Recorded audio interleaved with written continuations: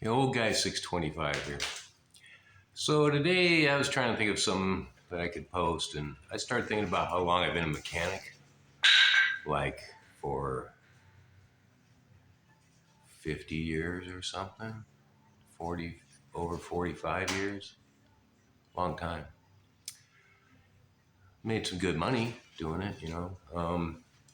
Problem is when you get old, like me, you start to get these pains and stuff, and you're not able to work like you used to be able to work.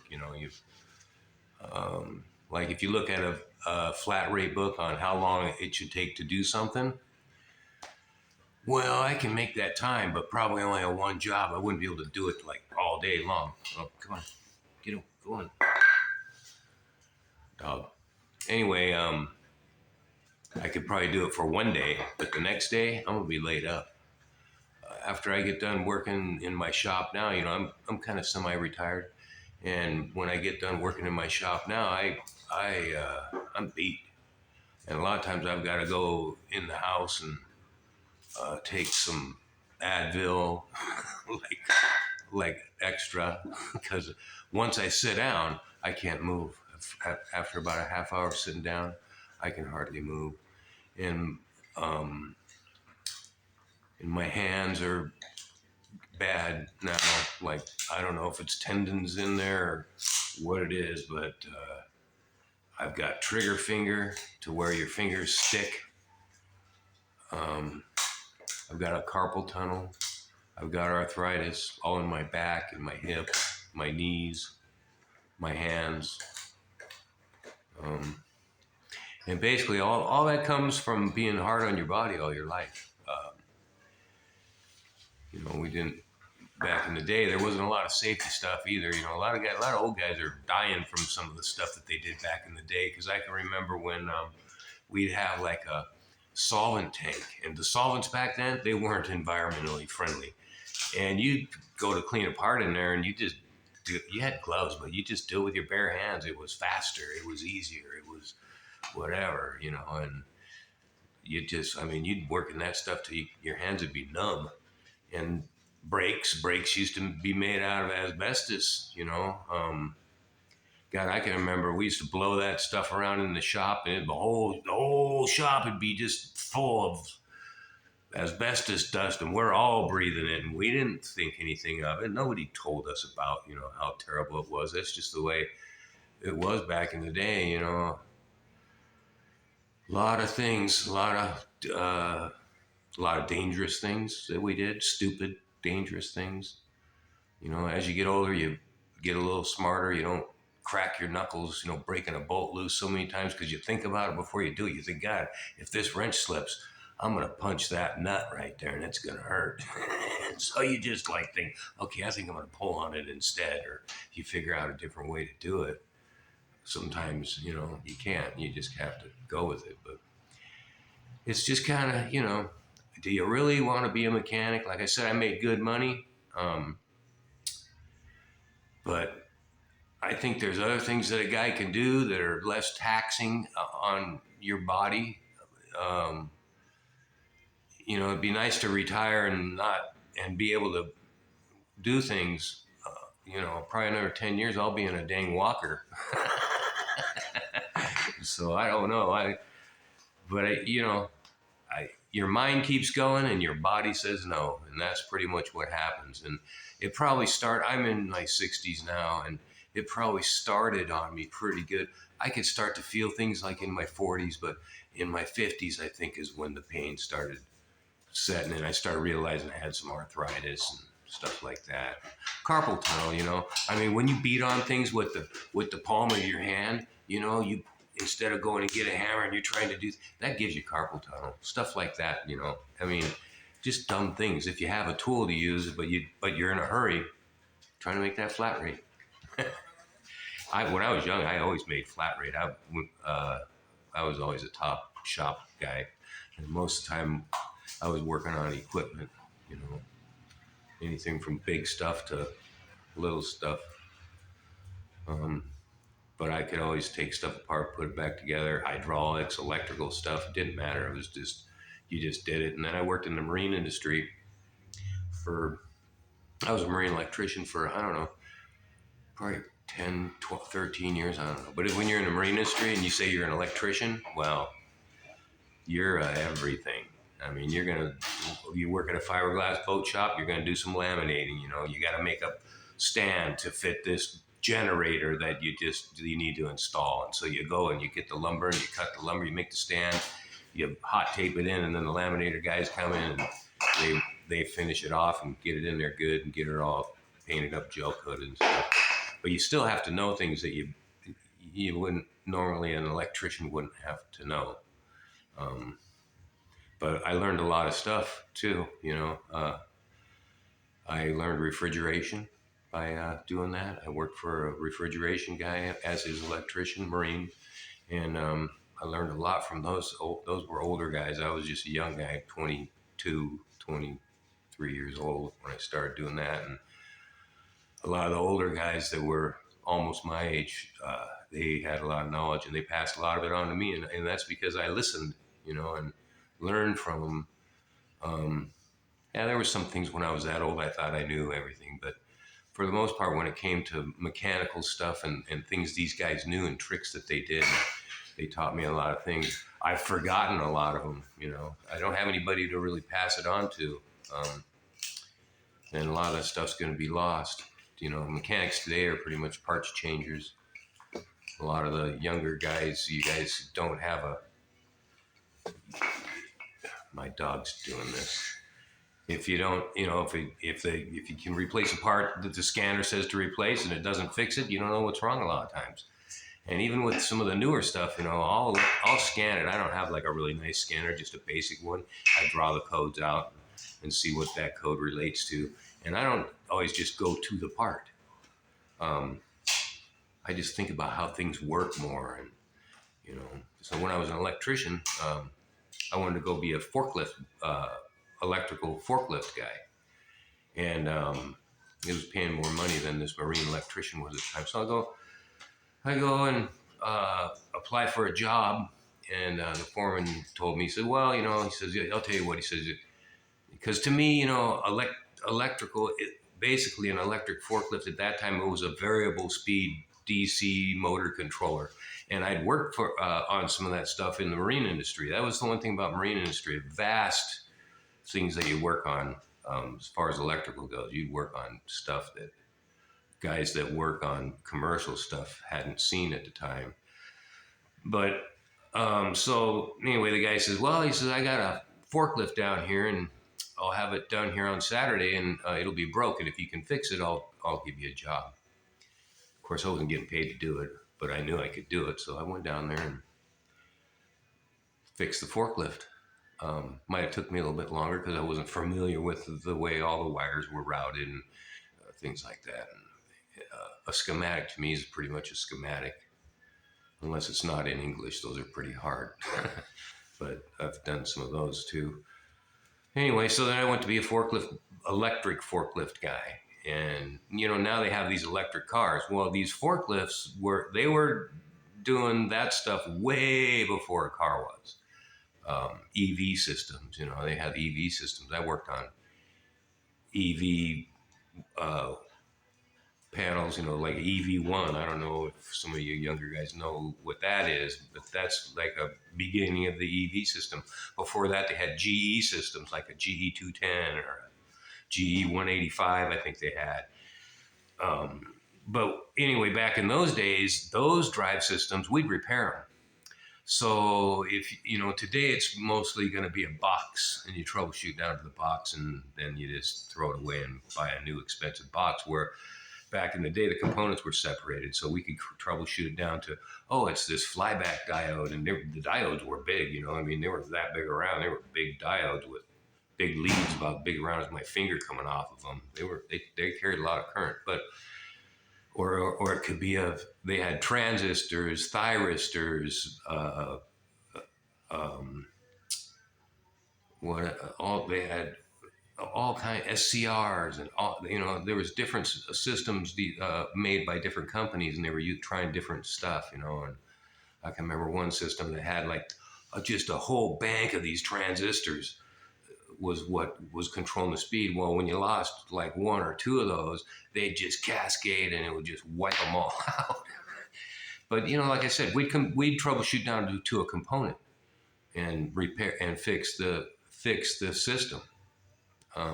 Could be a transformer, it could be a capacitor, all kinds of things. A lot of these things, like I said, now are in the box. And so I think it's faster maybe to repair things, that way. The industrial people have pretty much gone down to the box, and there's still computer, onboard computer that you can program parameters and do some troubleshooting through there and stuff. But yeah, so I was doing that stuff a long time ago. And then I think I did that. I worked on equipment for most of my mechanical life. I've always worked on cars. I've worked on cars since I was 15. Old cars. I can work on the new ones, but I'm not like, a young guy. I mean, if I had a Modus, one of those nice, expensive scanners, I'm sure I could figure it out a lot faster, a lot easier, but I don't really want to work on stuff like that. I like the old stuff just because it's cool. So I work for cheap. I don't make a lot of money working on this stuff, but it's what I like to do, and I'm going to keep doing it until I pretty much can't do it anymore. It's kind of one of them deals, born into it. I've always had a hot rod. I don't have one now. I had a 71 Nova that I sold about a year ago. That was a pretty nice car that I'd built. Of course, I had 3 first-gen Camaros and GTOs. If I had all the cars that I'd had throughout my life, I'd be rich. But back in the day, you'd buy a first-gen Camaro, for, I can remember I bought this one and it was an SS, a real SS number matching car. Motor had been gone through, had an M21 in it, 12 bolt, all this stuff was all stock. And I think I paid $2,500 for it. And the only thing that was wrong with the car was it had oxidization on the paint. It didn't have any dents. The interior was perfect. It was $2,500. Today, you can't touch the front clip for that. So, and I mean, the prices of, I don't know if I'm going to build another car for myself or not. I'm kind of getting the itch to, but it's expensive, and I don't know. Maybe one more car. I always get out of hand. I built this first-gen Camaro, and it was going to be a street car, and I went to go had some special rims made for it and special offset so I could get a 1-inch wider tire under there, and then I decided, well, heck, I think I'm gonna put some frame rails in the back. So I bought some frame rails and put those in there, and then after you got to cut the whole unibody stuff has to come out of the back of the car. You got to cut all that.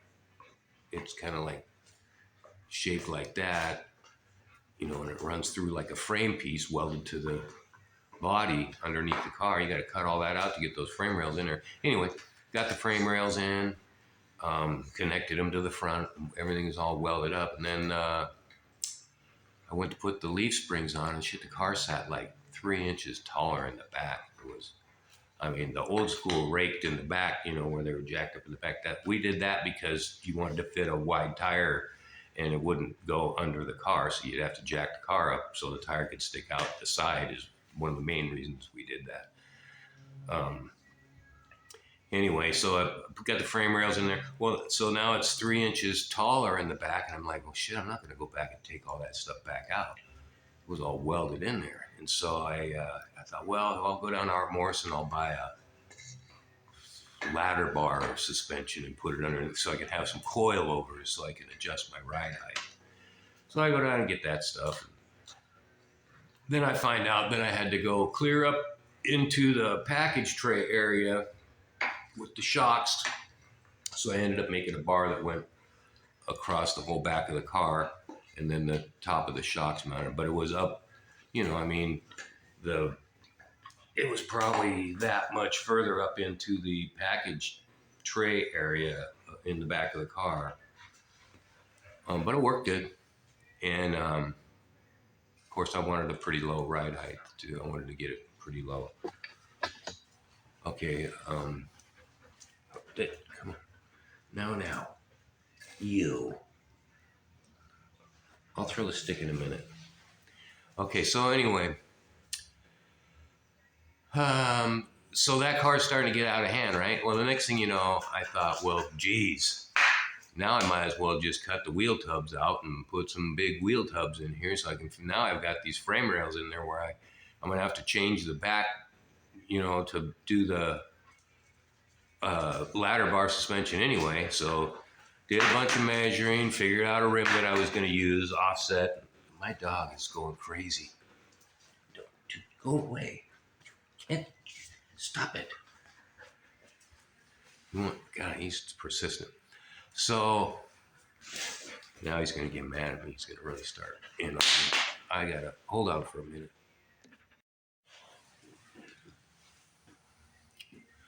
Okay, so anyway, back to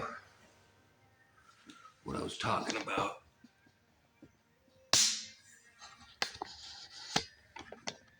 Okay, so back to the story. So then what did I do? I built so I had the rear end in there. I had to get it was a 12 bolt. So I got the housing narrowed and then ordered axles and the spool and stuff for it. Put a big tire under it. It was a 14-inch wide is what I started with. And then I had to build a motor and a tranny. So I took a 454 4-bolt and de-stroked it with a 396 forged crank and made it a 427, or it was 30 over, so it was a 431 or 33 or something. Roller cam motor. It was a good motor. And so then the next thing you know, well, I better put a roll bar in here. This car looks like it's going to be pretty fast with that motor in there. And so I went down and bought a roll cage from Art Morrison, came back, cut that all up, put it back in the car, put it in front to back. I went clear to it was a 12 point, or they call it 12 point or 10 point. Anyway, put that in there. And then usually I wouldn't roll a car out of my shop unless it was done, painted. Stop it. Get away from there. Usually I wouldn't roll a car out of the shop unless it was done, painted, ready to go. And my buddy talked me into going, oh, well, you got to go up to the track and test that out. And I'm like, no, dude, that's not, I don't need to do that. I need to, let's just get it in here and get it painted, get my interior put in it, make it look like a nice pro street car. Next thing you know, I'm at the track. And then the next thing you know, I didn't get the paint job on it. I just bozo bombed I had some black primer on there, so I bozo bombed. It was a red car, so I bozo bombed some red over it, and I just buffed it out and stuff. And for 20 feet, it looked pretty good. It was a race car. Inch, no carpet, no headliner, it was just bare in there. And then I put some racing seats in there, and just some of them plastic ones. And but I could, the car run like 10,676 or something like that. I think it would run, but I ran it at 11 O's. It was a real consistent 1105, 1107 right in there. I mean, that thing just stayed there. So detuned it just a little bit. If I would have had a different gear in there, probably would have run 1050s, but it was fast enough for me. I ended up putting a 31-inch 16 wide tire on the back, and went a lot better. But so I raced that thing for 5 years. I beat on that motor. I was shifting it at 7,500 RPMs. And I was consistent about going to the track for 5 years. And then, of course, the last 2 years, nobody would go with me, so I'm racing by myself, getting older. Not really, started feeling like it was, load the car up, go to the track, unload the car, race the car. Oh, some little tuning on the car. Oh, put the car back on the trailer. Oh, go home, unload the car. You know, it's just started being like not as much fun. It's more fun when you got somebody to not really do the heavy work, but just to support you. So anyway, then I sold that car, and that's when I went and got the Nova. And of course, nothing I ever buy is gonna. I never have bought a car and just drove the car. And that was, unless it's my daily. You know, daily I'll do that, but not a hot rod car. So anyway, the thing about it is, like when I was building that Camaro, you have to lay in some funky spots, and your back's up, you know, tweaking on things, and you're doing all this stuff. And dude, you get done, you go in the house, and you know, you're tired and you're sore, and you know, if you're probably your standard car mechanic guy working at a dealer, probably not as bad. But even anymore, just bending over, you know, for long periods of time, you know, most of the day. I get arthritis so bad I can't even hardly walk after I sit down for about a half hour ago to get up. I can barely, I mean, I'm walking like I got boards strapped to my legs. But I get through it. And then there's all, you know, I mean, they've got a lot more safety these days, chemical wise, and safe, just general safety, obviously. Nobody ever made me do anything dangerous. If you didn't think anything dangerous was done, it was probably me doing it. But I was lucky. I got all my fingers and I got all my toes. I've seen guys lose them. I smashed my fingers quite a few times, but I mean, I've got some damage from that. But that's just part of the deal, you know. Got to learn how to not miss with the hammer. Okay. Well, anyway, I was thinking you need to really think before you decide to do a mechanic job. You're probably better off as the service writer or service manager or something like that, you know. I was service manager at a couple places too, and that was when after I started feeling a lot of pain, you know, and I started thinking I got to get out of this. Well, so I was service manager, and then I went into parts, sold parts to the guys I used to work with. But a guy's got to start thinking about when he gets old, you know, you're not going to be a mechanic. You're not going to be a flat rate guy at 65 years old, but just pounding out jobs right and left, making all that money. It's not going to happen. And probably when you get to your 50s, you're going to start slowing down. So guys just got to think about it. Anyway, that's pretty much all I wanted to talk about, I guess. I could talk forever. But still, stay tuned. Maybe start subscribing. Leave some comments. You know, ask me some questions. I'll answer them. Anyway, thanks for watching.